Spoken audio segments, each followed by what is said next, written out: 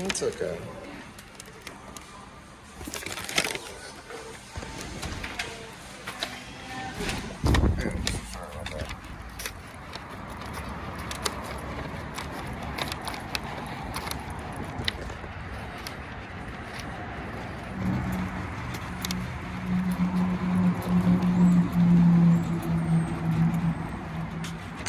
You got 1 and 2.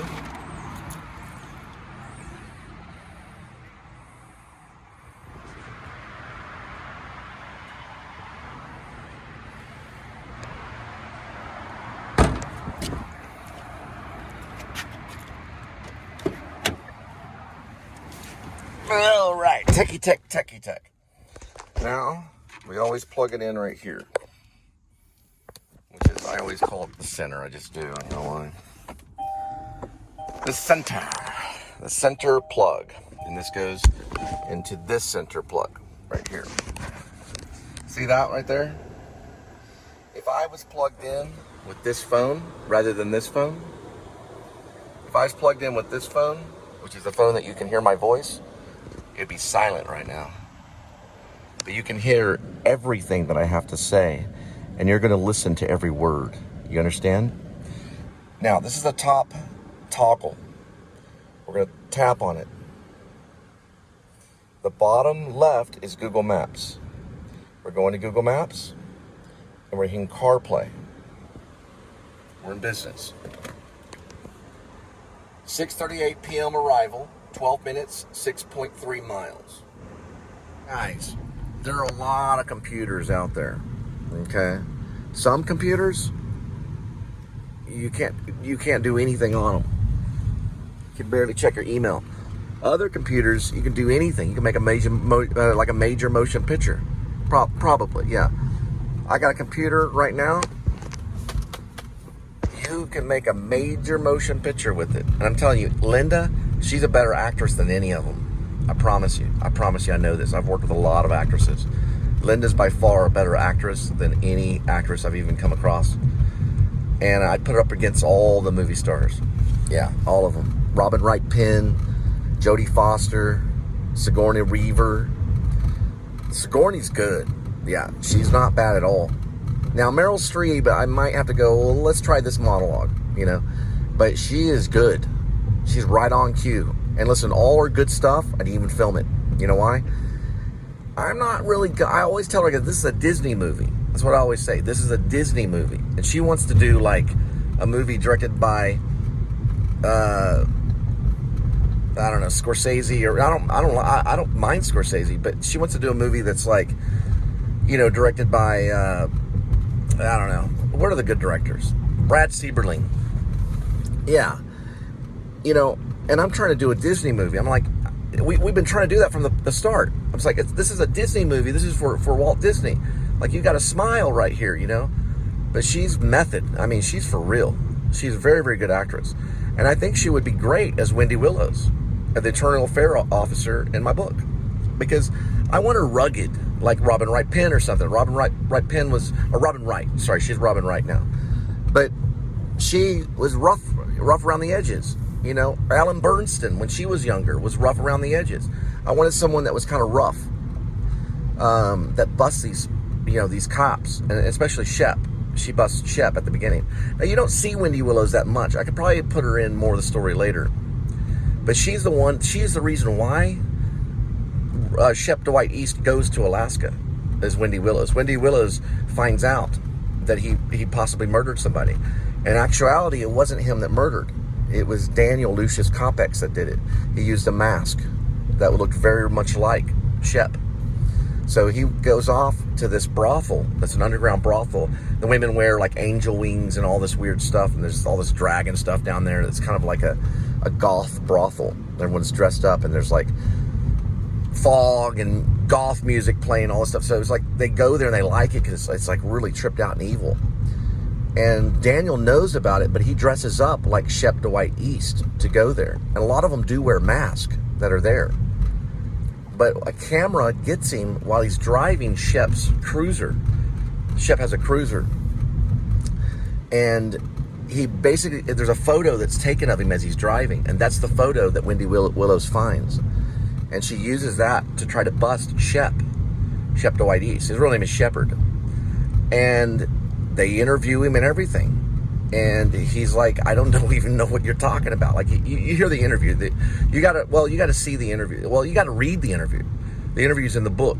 If you read the book, or the novel. I gotta use the word novel. The interview's in the novel. It's a novel. And because people, when you say book, they don't know what you're talking about. You got to say novel. The interview is in the novel, and Wendy Willows interviews Shepard Dwight East in the novel, and we find out, that he's a little shaky on everything. So after that, it's all told out of order. He meets up with an older brother in the force. His name is Matt Dill. That's what he goes by. And Matt tells him, look, you're going to have to go to Alaska. You're going to have to escape. So then it cuts and everything, and next thing you know, he's in Alaska, and he's living like in a wheeled wagon, this kind of like unmarked wagon that you won't even, you would never be able to find. He starts to slowly get rid of all his devices, like his cell phone and all the stuff that, his Garmin he hangs on to. He hangs on to a Garmin. But he registered under what Matt tells him to register everything under, which is a guy named, I believe the guy's name is Archie Rector. And the names, listen, I know the names are very charactery, like Lady Shroom and Archie Rector, but I wanted it to sound like a movie, kind of like Bertolt Brecht kind of thing, but with hyper realism. I wanted it to be real, but I wanted the names to kind of stick out. Like, that sounds weird, because they all have usernames in the story, like Doc Shelby and Archie Rector and stuff. I wanted them to have names that sounded like odd, because you don't know anyone's real name in it. Wendy Willows. And then later, Doc, who's the leader of the militia, RIB, his name was once Guy Littleman. Then he has another name that's in the novel, too. If you read the novel, he actually has another name that he mentions. So he's kind of always been on the run. He basically ends up getting a job as a teacher, and then he gets fired by the principal. And the principal's name is, I believe, Dr. Jonathan Lee Smith. That name sounds a little bit real. It sounds a little real. It sounds more realistic. His name, he's based on he's a very old character. He's like almost like 90. And he's very, very old. And he's been this principal for way too long. It's kind of weird. And he turned this gymnasium into his office. And he's got all this taxidermy and all this, he's got like a head of a caribou, and like a deer is on the wall and all this stuff, and he's almost like a war hero, but he's never gone to war. He's only gone to Oxford. His war is education. It's Dr. Jonathan Lee Smith. He's a head of what's called Oakwood Academy of the Gifted and Talented, and he fires the dwarf for throwing a book at another teacher, because this is like a very astute school, and they have a drama department, and the dwarf takes it too serious, and that's Doc Shelby's character.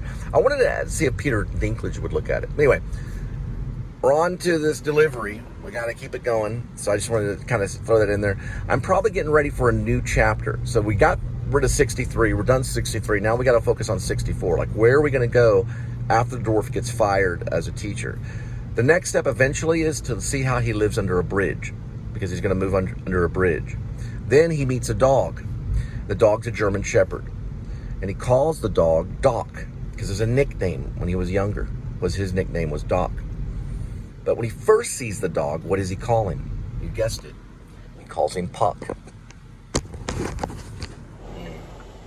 They cover that up, didn't they? They got the bakery, though. The bakery's still there. That used to be a German restaurant called Edelweiss. Linda worked there for a little while, and there was a piano player that we met. Police station's right there, and they covered Edelweiss all up. Oh, that's what's going on.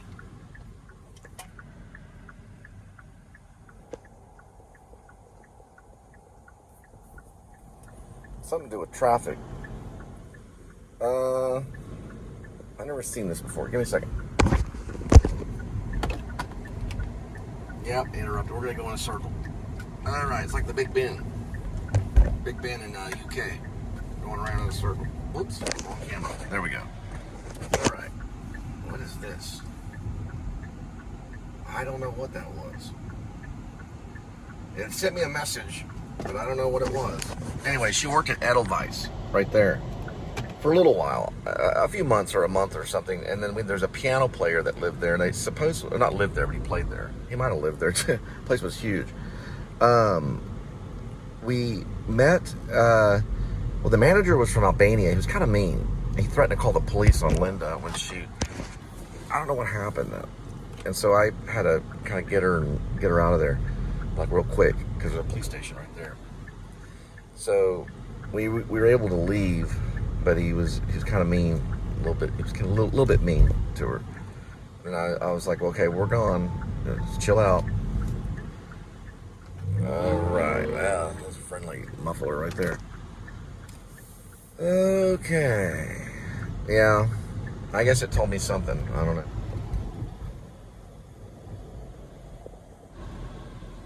Don't know why the in-app sent a message. That would be the Uber app.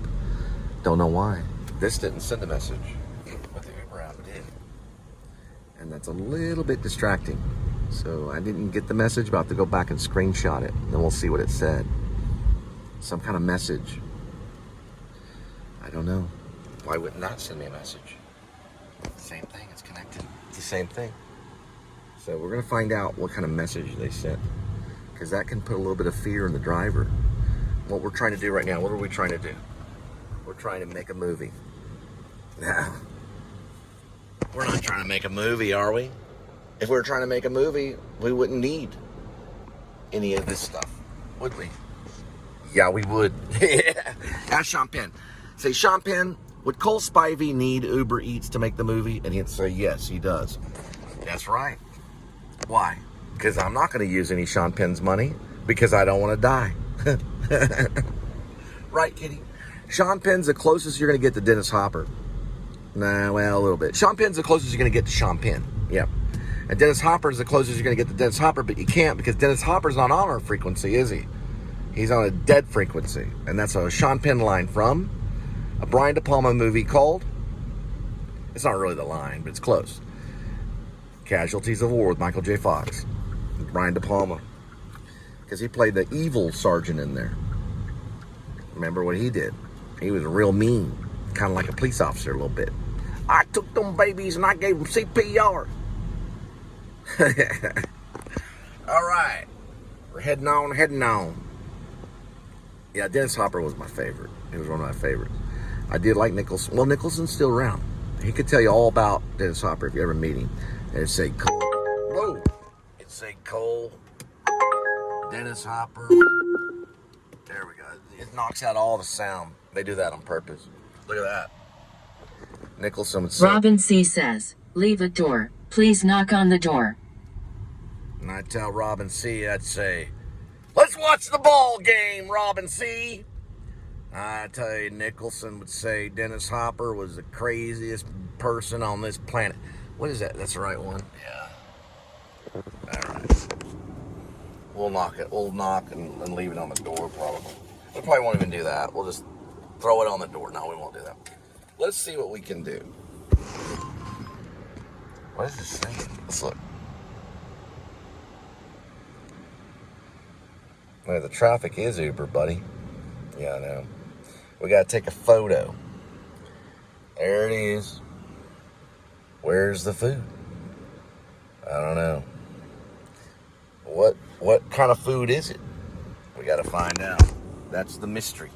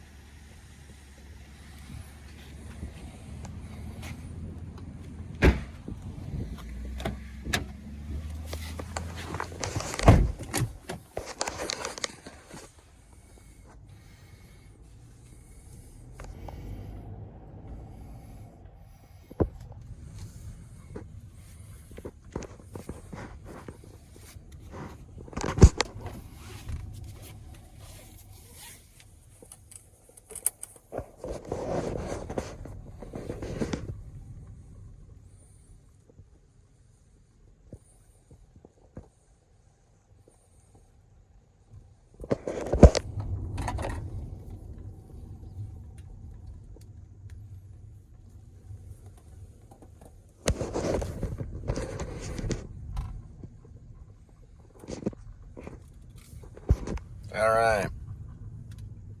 Now we're going to study this. We're in business. 649, 4 minutes, 1.4 mile.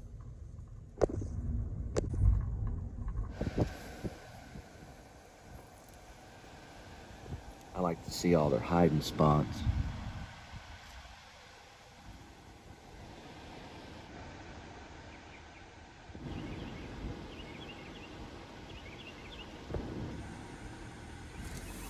Hey, see, if you didn't get any sleep, then it's always a night shift. Oh.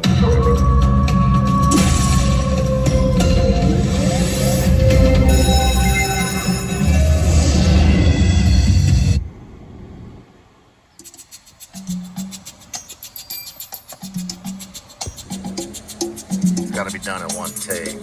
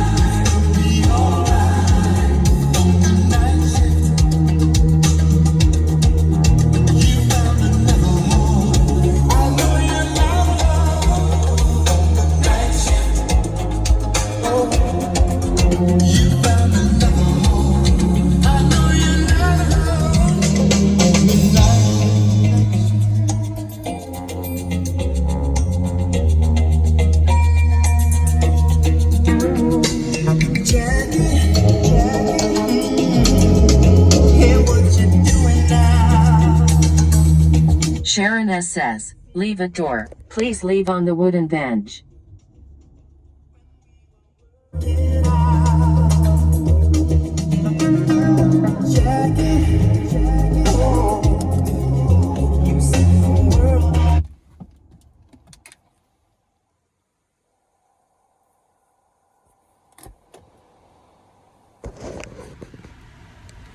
Never at dead end, kids. Don't listen to the hippies. Nothing symbolic.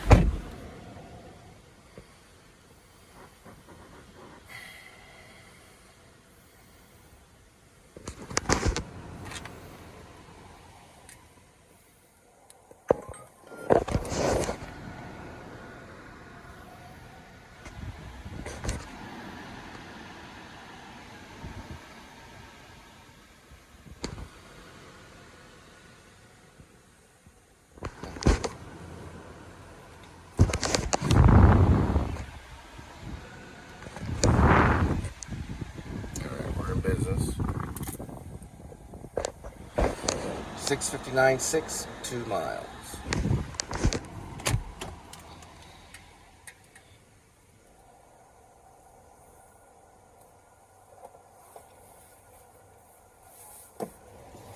There's Fleetwood Mac, I'd be blind. For sure.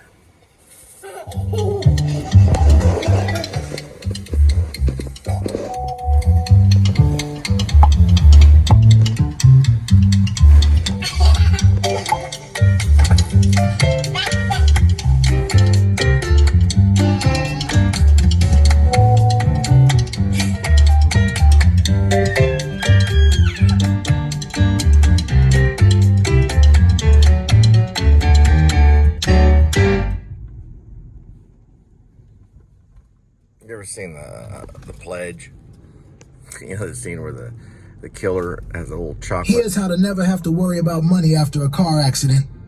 Listen, if you have been in a car accident in the past year, even as a passenger, you could be owed a significant cash payout. Insurance companies do not want you to know.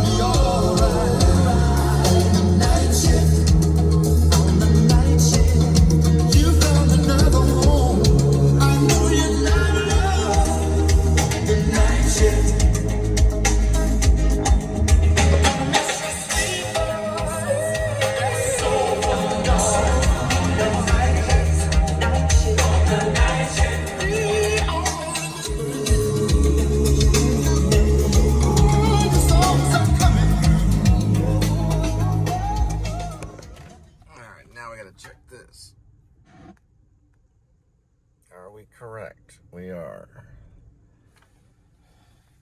Okay, I think they want people to go in, if I'm not mistaken. Pretty sure.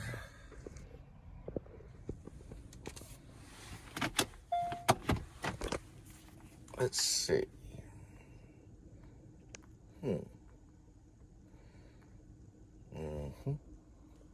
Does it give an address yet? No. It's all, the information comes as you go.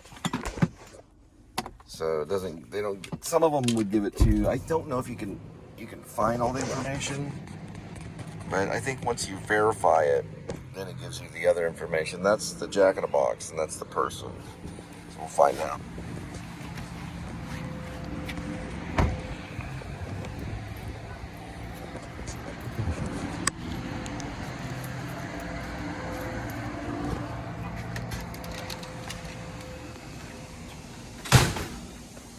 Hi.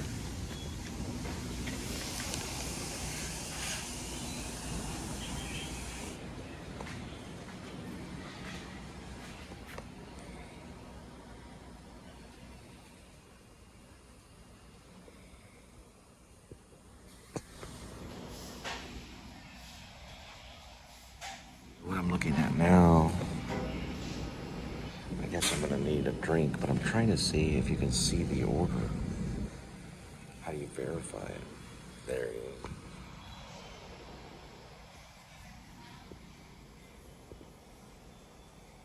So there's 2 tacos.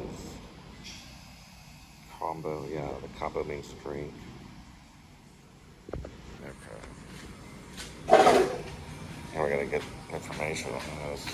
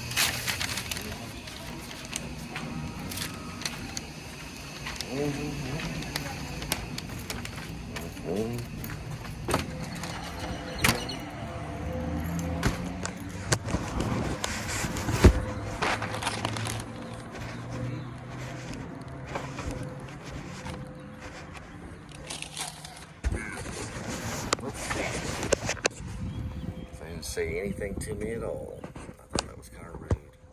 That's this one, which is correct. That's that one, which is correct. And then there's the tacos, which is correct. Order, which is correct.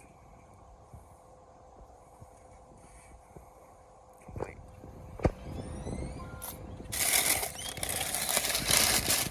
Good.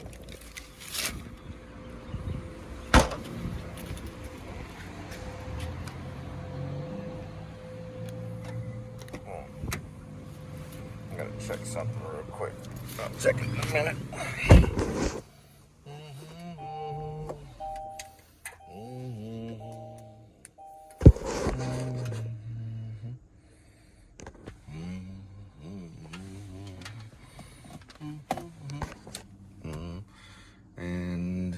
must. Let's see why it's doing what it's doing. Top, toggle, bottom left, Google Maps. And we start. And we are in business. 7:15, 7:15 arrival, 9 minutes, 5.3 miles. Taco, taco.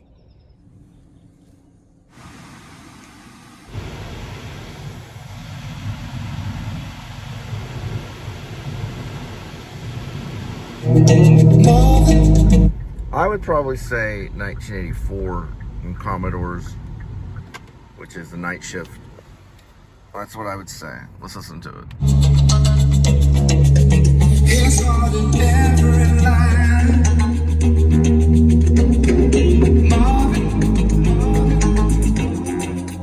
Sing of the joy and pain. That sounds like 1984 to me. Let's go look.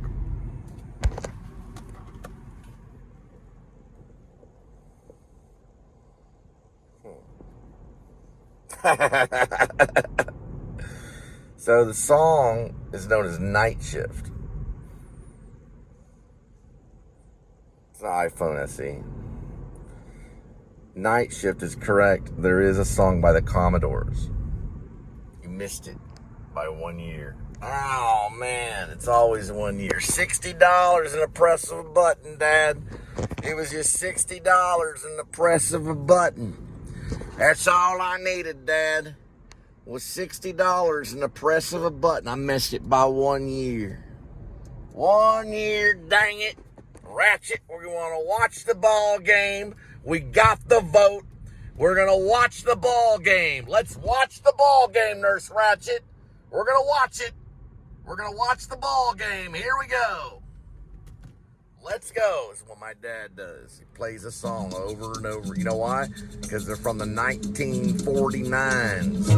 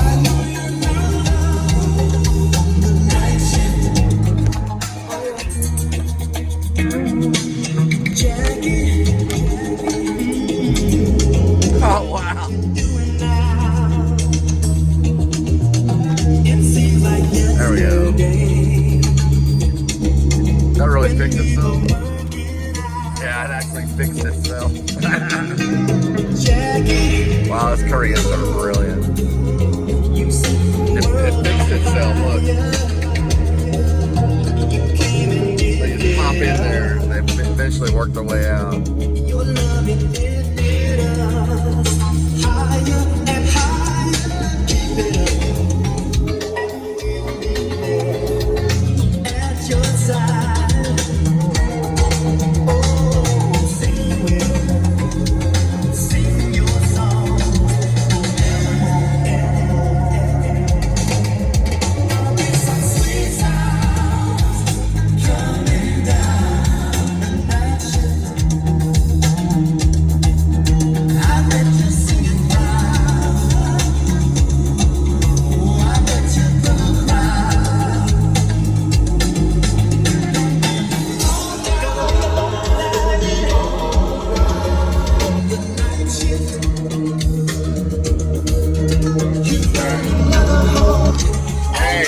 I was looking for you.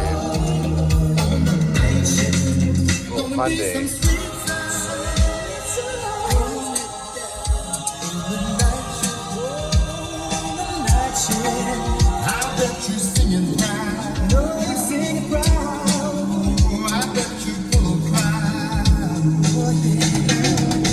Oh man, they tore it down. The guy that worked there, they arrested him a while back. He was running the movie trading company. They went in and arrested him. I talked to one of the employees. I said, "You're kidding me." Nope.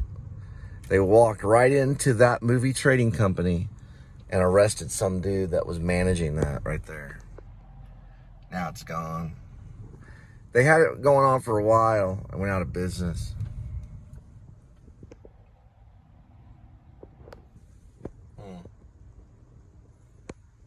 You could rent movies there too. It was like Blockbuster.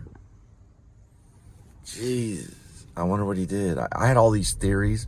One of my theories was that he was a gay lover and he got mad and he hit his other lover, and that lover turned him in and he got it for assault, because they'll get you for assault for sure. I don't know the reasons. I have different reasons on why they arrested him, but the lady that worked there said, I said, "Is the manager here?" And he goes, "No, he got arrested." I said, "No kidding," because I wanted to talk to him about getting a membership to rent movies. They got him for something. I don't know what he did. Now we don't have a movie place. That was the last one. Family videos are still around.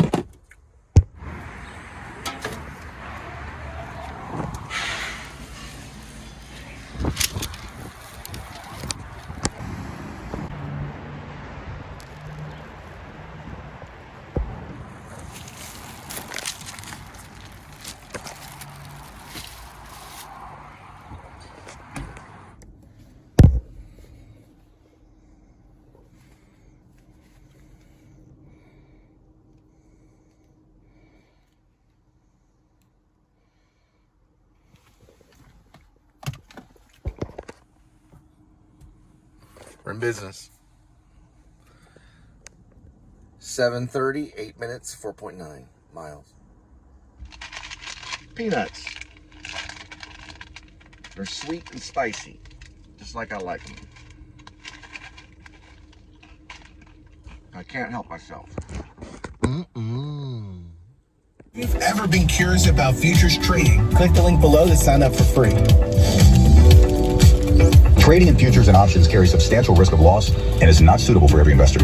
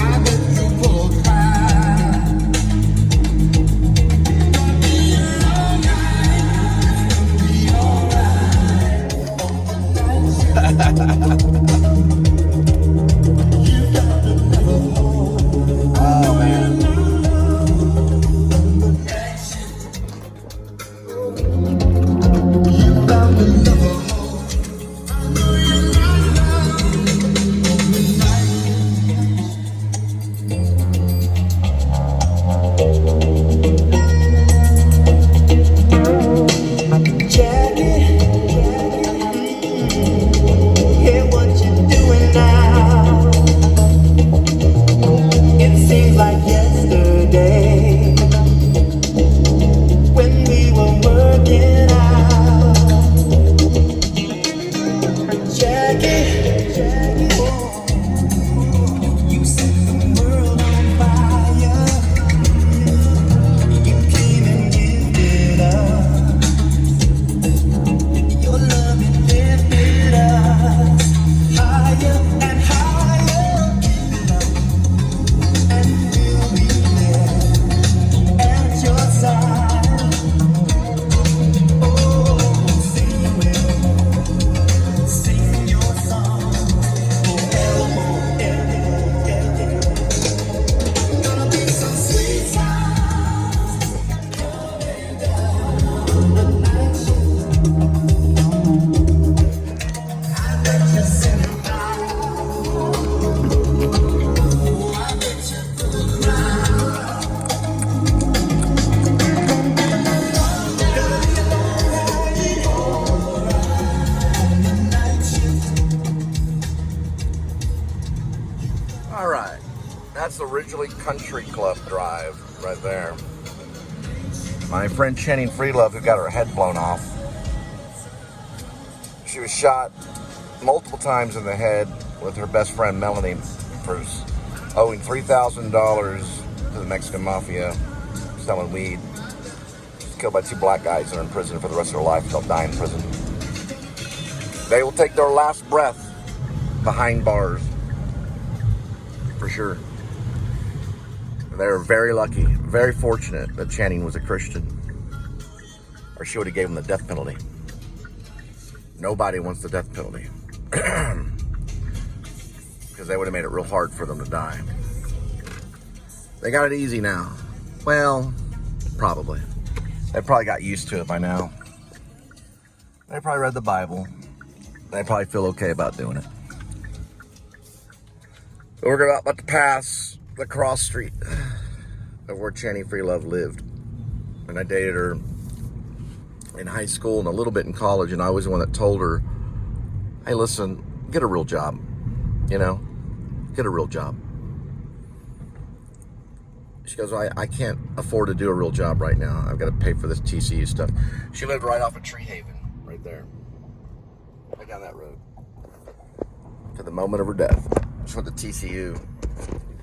She was killed by you because you're watching my movie. Because she was selling your weed. Which I'm going to make very, very hard for people to get in Texas, the state of Texas. It's going to be very, very difficult to buy your weed anymore here in Texas. And because of that, some of my friends are going to live on the street because they love Channing Freelove. Because your weed's illegal here in the state of Texas. So they have to live on the street. Watch this. People in Harmony.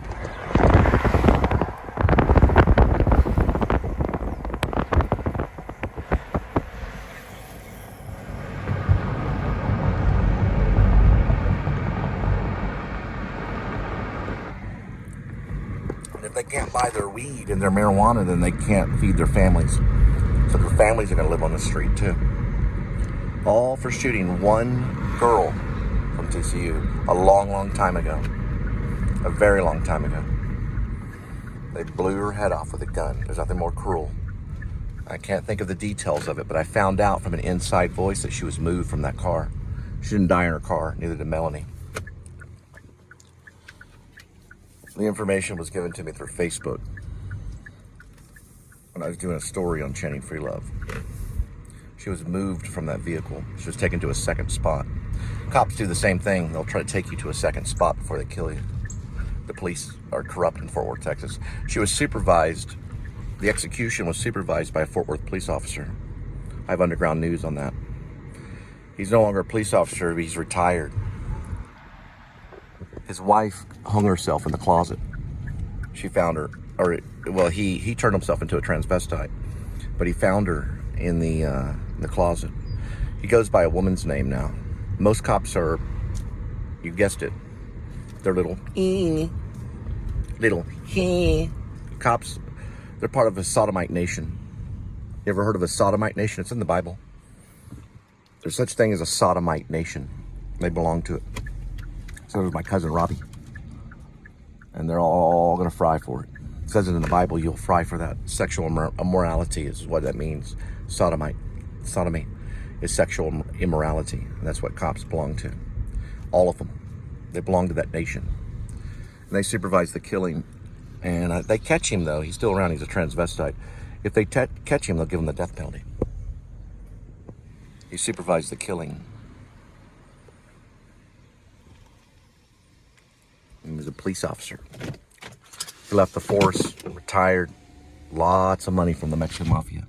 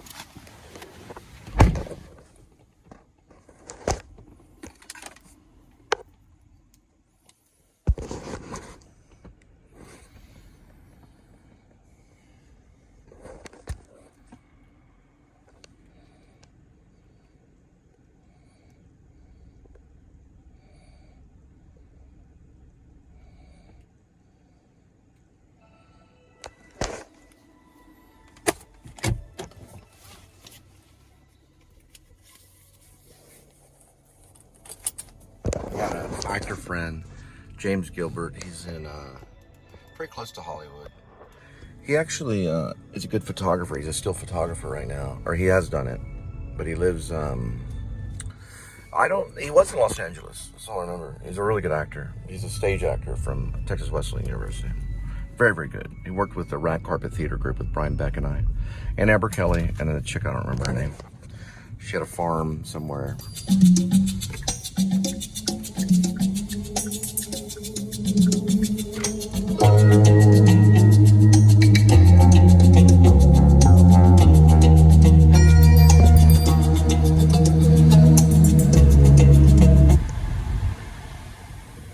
Acting is not memory.